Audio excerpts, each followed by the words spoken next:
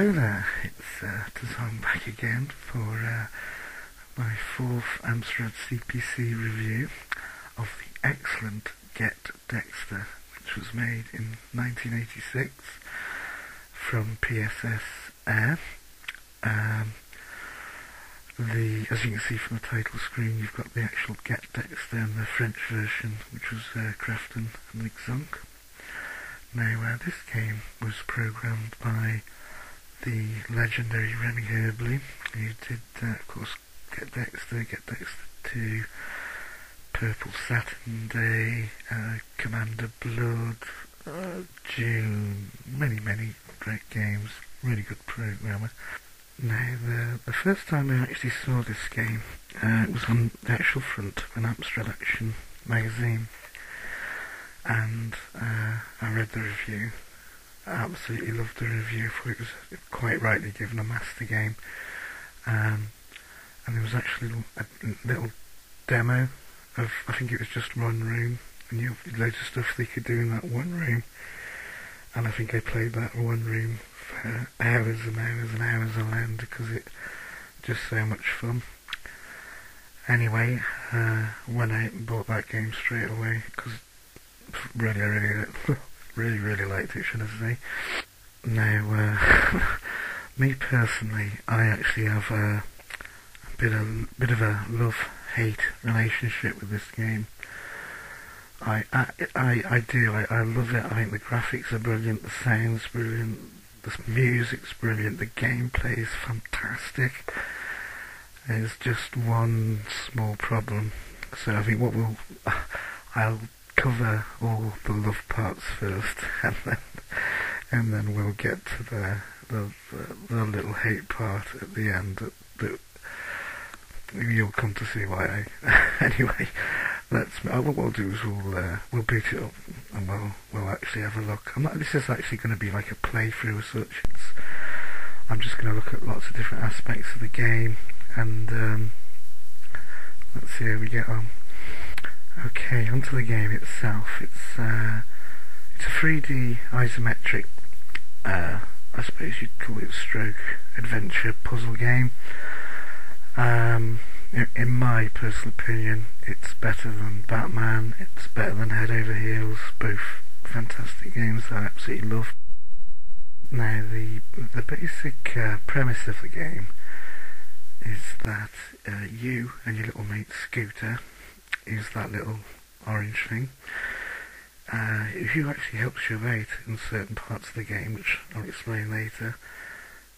You have to actually get a code off 8 professors, and each professor will give you 1 digit to the code, and then once you have the 8 digits, you go to a certain room, and then in that room you use that code to open the final door and get to the end game.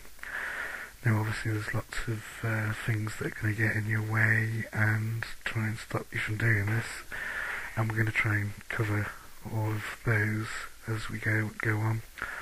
Just on one little side now, I just wanted to mention about the humour in this game. The humour in this game is brilliant, considering it was made in 1986. So many beautiful little touches and minute details about little things, and we're going to cover all those as well, because this is what I call an all-time classic, an absolute classic lesson how to make a fantastic game.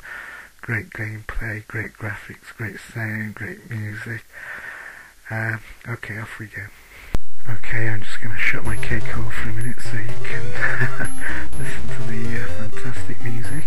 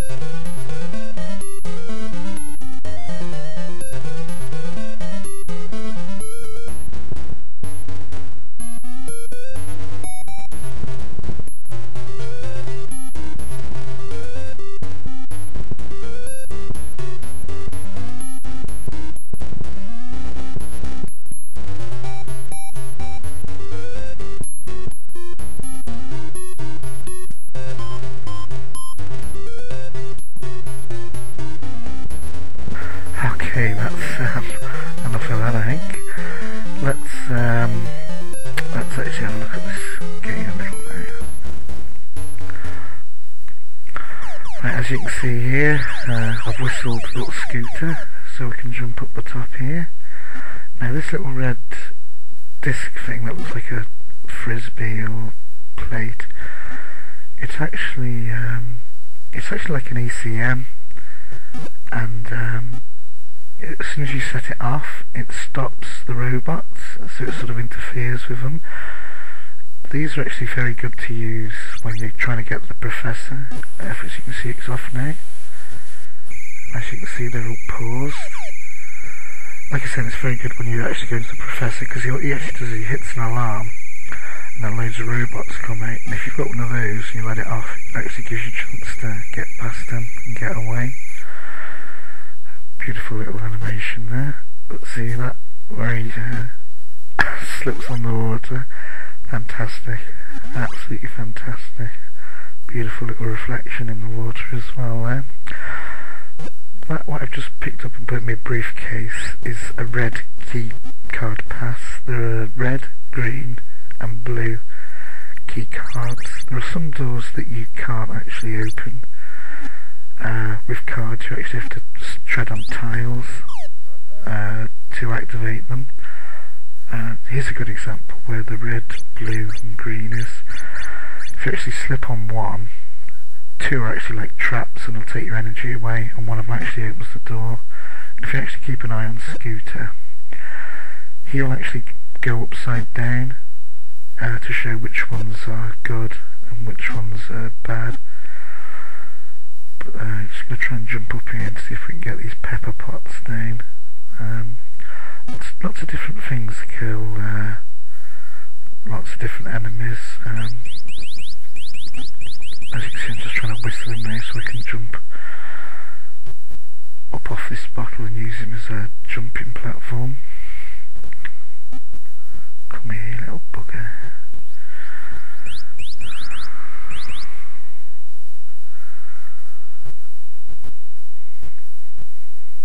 Here he is. Come on. There we go. Very, very helpful. Let's just get these pepper pots there. I call them pepper pots, I don't know if they are, but that's what they look like to me.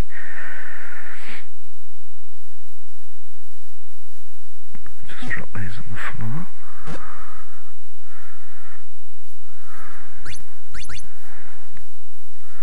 Like I say, this isn't a playthrough or anything. Beautiful little animation there. I love it. Beautiful.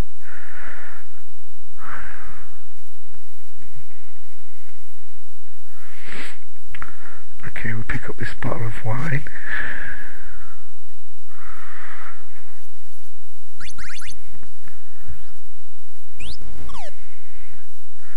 Okay, there's a punk and a nurse here.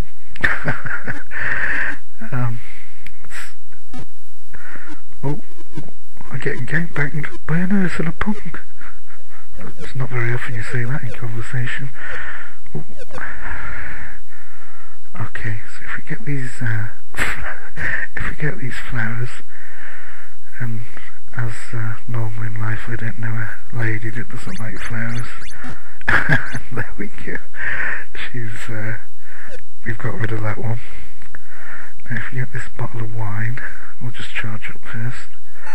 Some of these actually charge your health, and some of them will actually take your energy away, but you won't actually get a chance, because if you go on the wrong one, it's an instant death. Just get this bottle of wine and give it to the punk, and as we can see with the punk's drinking his wine, the nurse's got our flowers. Excuse me. So they're both out of the way. Okay. Drop this bottle of acid here, because I think this one will kill this one. Different things kill different robots, and I think this is for this one. Come on. Come to Tassie. Beautiful. Beautiful animation again. It'll slip on the floor. Now, like I say, sometimes you have to keep an eye on the screen. I'm whistling him, but I don't think it'll make any. He'll just aggravate me now. You have to actually keep an eye on him to see which one is good and bad.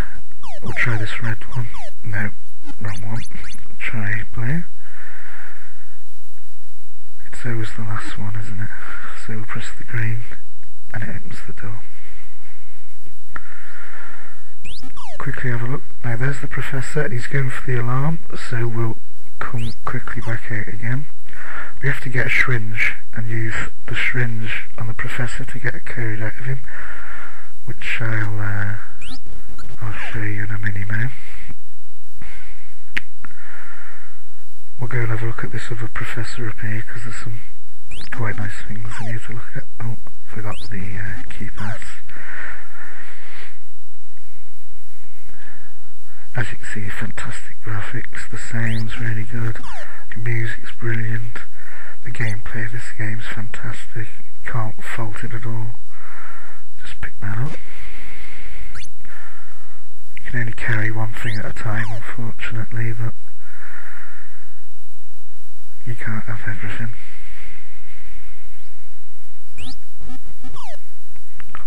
Hoppity hop.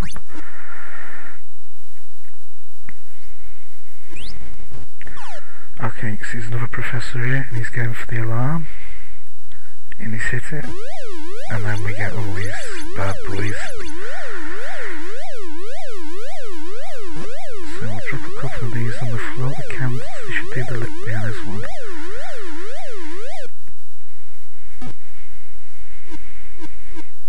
There's a magnet here. Now what do you think that's going to do? Nothing if you drop it on the table, deaf bugger. Okay, let's drop that there. And as you can see, they stick to the magnet. Fantastic. Oh. Oh.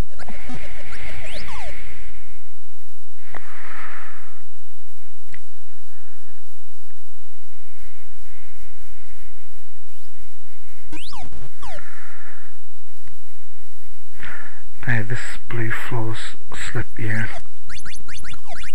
jumped on the scooter there, very very lucky.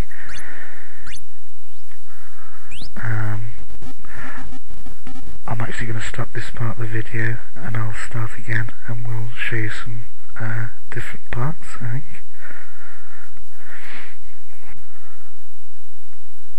Okay, I've just got to show you this part. Here we go. As you can see, you've got a rook of stuff on the top shelf there. So let's go and pick that up.